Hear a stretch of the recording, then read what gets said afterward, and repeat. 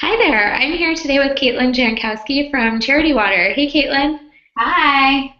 How's it going? Good. How are you? Excellent. I'm so excited to chat with you today. I'm excited as well.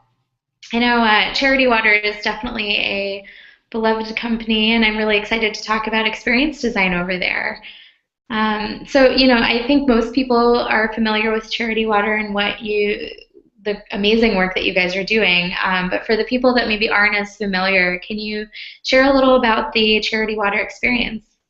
Sure. So, Charity Water is a nonprofit organization bringing clean and safe drinking water to people in developing countries. And we operate on a model that's a little bit different. We send 100% of all public donations directly to fund clean water projects in the field. And the way that we can do that is we have a group of private donors who kind of fund all of our overhead. So everything from staff salaries to the flights to the field to the ink that's in our printer. And then we also approve every dollar. So we have an online fundraising platform called My Charity Water and the ability for people to start their own fundraising campaigns, which is what I work on. And whether you raise $20 or $20,000, once the campaign is closed and we send the funds to the field, within 18 months we prove the exact project that we sent your money to with GPS coordinates, photos, and community information. Great. Yeah. So you touched upon it a little bit. I know you're a supporter experience manager over there. What exactly does that entail? A lot. We Charity Water is growing really quickly, but we still all kind of wear a lot of different hats. Sometimes people think of Charity Water a little bit like a tech startup. And so the supporter experience manager, my job, my day to day is different every day, but I oversee a team that is really looking at the experiences that our supporters are having, whether that's someone who's fundraising through our online fundraising platform or someone who can just sponsor a project, or people who come into the office and want to see the space. I oversee that team. So that's anything from fixing bugs, making feature kind of requests within our product, which is our online fundraising platform, to I have an individual on the team who actually ships all the emails with the GPS coordinates and the photos when the projects have been completed. So closing the loop with our supporters that way. And then on the other side, I kind of straddle a little bit working directly with those campaigners online. So whether it's a little girl who has a lemonade stand and is raising money for us, or some type of an influencer who could maybe be a C-suite executive or a professional athlete, and they start a fundraising campaign online. I work on the strategy there to make them super successful and give them the tools that they need. hmm Yeah. So kind of going back to what you just said, it sounds like you guys have a lot of different ways that people can run campaigns with Charity Water. Can you talk about how those work and what different kinds of campaigns you guys support? Yeah, so my charity water was designed for pretty much anyone to get involved, and I get super excited and passionate about it because we see some crazy things. Right now we have campaigns where a new baby is born and they start a zero birthday campaign. We have people who have walked across America, jumped out of airplanes, given up wedding gifts, run marathons. They've done really incredible, crazy things for us. We had a girl a couple of years ago swim naked. And it's just the way that we built the online experience was for anyone to take what they were passionate about and use it for a way to help us fight the water crisis. So it's a lot of fun. We see new stories and new fundraising campaigns every day. The coolest thing about My Charity Water is that it's no longer our story, it's their story, and they're using their story to bring clean water to people who don't have it.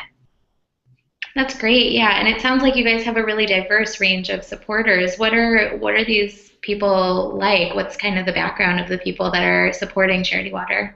It is a really diverse background, which also makes it that much more fun every day. It's really interesting because Charity Water really started with a birthday. We were founded in 2006. We're about to celebrate our 8th birthday.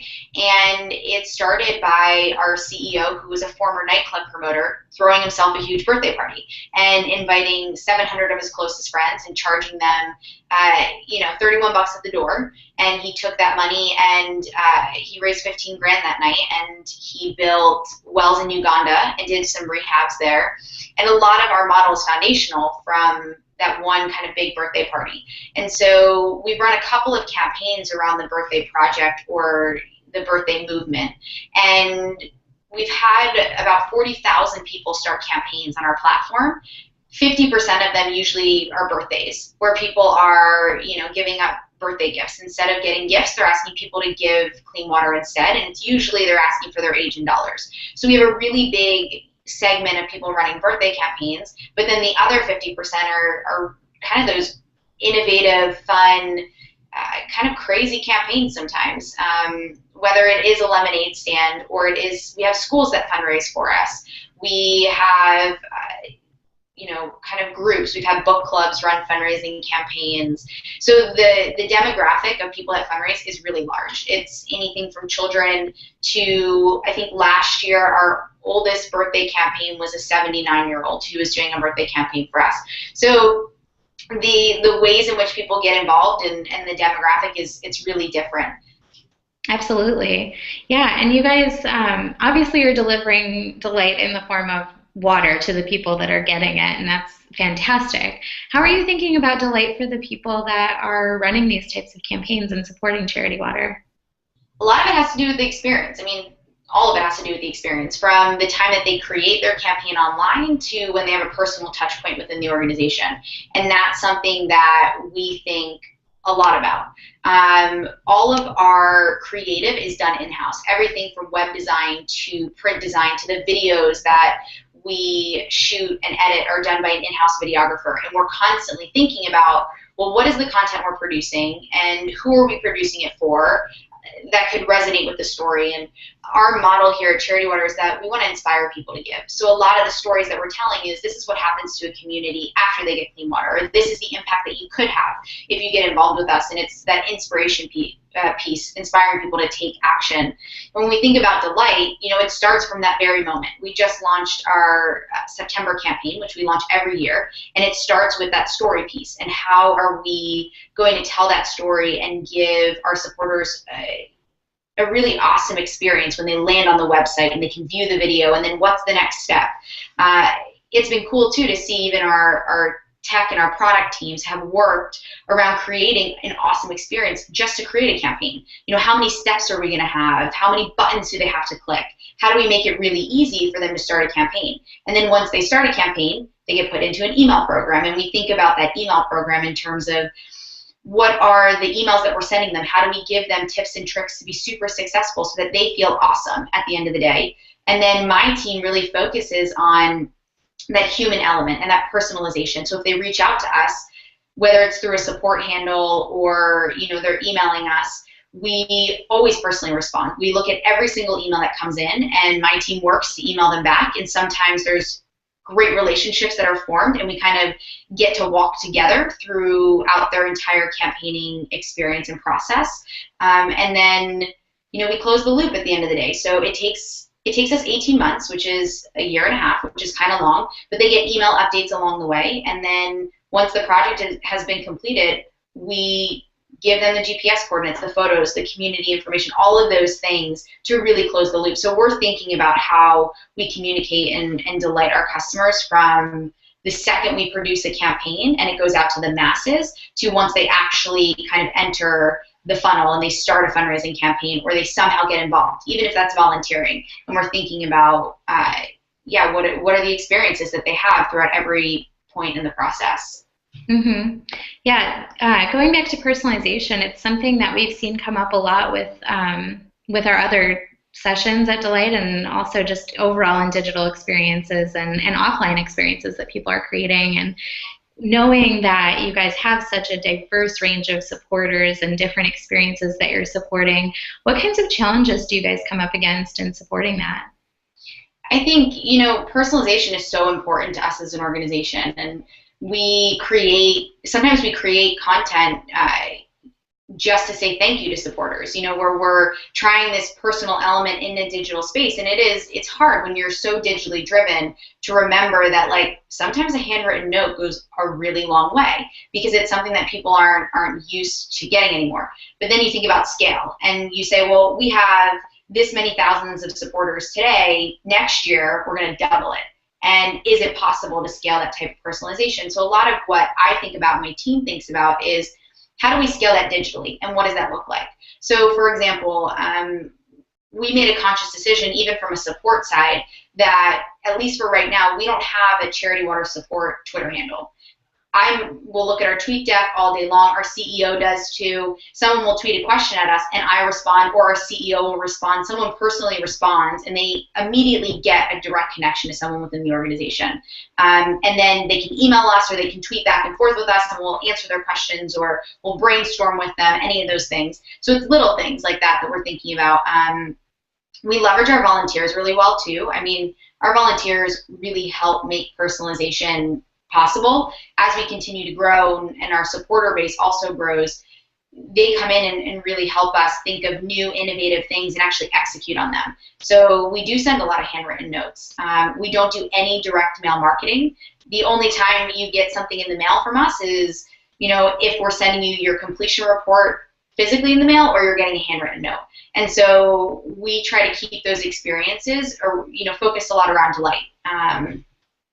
We think a lot about it. And even, from a support standpoint, the fact that we personally answer every single question that comes in is something that's really important to me, and it's something that I want to continue to foster throughout my team, even as we grow, that we should have some personal touch point with all of our supporters. Sure, yeah. I imagine the level of storytelling and personalized outreach that you guys are maintaining.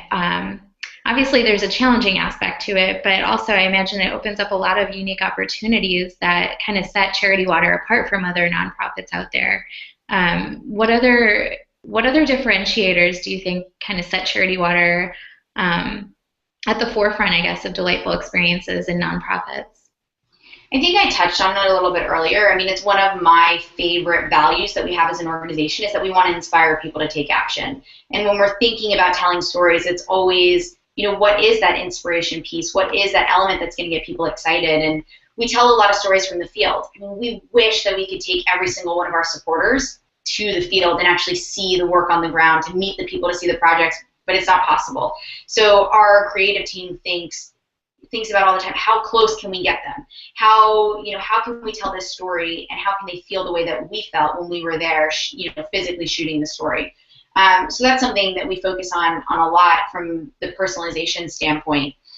And it's something that I don't think will change as we grow. It's fundamental to who we are as an organization, is really connecting people as best we can to the work that they're supporting, because without their support, we couldn't do our work that we do every day. And so the completion reports that we send when projects are done are really important to us as an organization. I mean, we plot all those points on Google Maps. So we have, if you go to our website and you look at our completed projects, you could type in a keyword and you could see all the projects we funded and who was behind them. And that's a lot of how we continue to think about our work and the personalization behind it. Mm-hmm. Yeah, I think that connecting those stories and really making them real and tangible for people is a lot of what makes the experience so meaningful to the people that are involved with Charity Water, and which is very appropriate because you're in the marketing with Meeting Huddle with Kate O'Neill. What do you hope that attendees can take away from your huddle? A lot of things. Kate O'Neill's awesome, and we had a phone call earlier this week, and I'm so excited to kind of be doing this huddle with her because she has so many really great ideas around segmenting your audience and figuring out who is your audience and who are you creating content for. It's something we think a lot about at Charity Water, especially when we're producing a new campaign. Our audience has to want to engage with the campaign that we're producing. And so we take a lot of time to think about that and the story that we're telling and the calls to action that we have. So I think that we're going to focus a lot on that, around kind of segmenting and targeting your audience. And once you figure out who the segments are, what type of media are you going to put in front of them that they're going to either want to share or they're going to want to consume? Is it written? Is it visual? Is it a video? Is it something like that? So we want people to learn how important segmenting, I think, and targeting your audience is from the huddle. Sure, absolutely. I'm really looking forward to it. I think it'll be a really jam-packed 90 minutes, but I'm really excited to see what comes of it. What are you looking forward to about the conference? A lot of things. I think there's a ton for us to learn. Charity Water, when we think about the work that we do every day, we continually want to be innovative and try new things. So for me to come, to come to Portland, which I'm very excited about. I love Portland. But also to learn a lot of new stuff and be able to bring it back to the team here and say, here's what this organization is doing or this company is doing. Is there a way that could translate to the nonprofit sector? Could we do something really cool and really fun and innovative here? And for Charity Water, we don't have an added marketing budget at all. We operate on a $0 added marketing budget. We use social media as a way to launch our campaigns a lot. We think about our email marketing program really heavily. And so I'm excited to think and hear from other people about what they're doing and hopefully translate some of that back here at Charity Water. Absolutely. I think that we've got a really diverse range of speakers this year, across the for-profit and nonprofit and B2B and B2C. I think there's plenty to glean from that. And we're definitely really excited to welcome you back to Portland. Thanks. I can't wait. Cool. Well, thank you so much, Kaitlyn. It was great to chat with you, and we'll talk soon. Great. Thank you.